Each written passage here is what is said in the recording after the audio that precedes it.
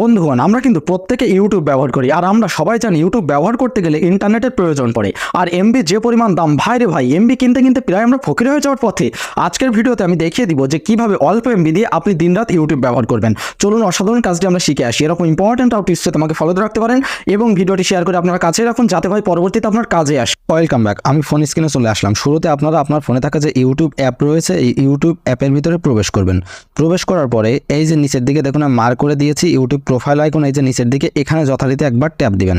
Tap দেওয়ার পরে এই যে আবার উপরের দিকে সেটিংস আইকন রয়েছে, ঠিক আছে, এই যে দেখুন মার্ক করে দিয়েছি সেটিংস আইকনের এখানে যথারীতি একবার ট্যাপ দিবেন।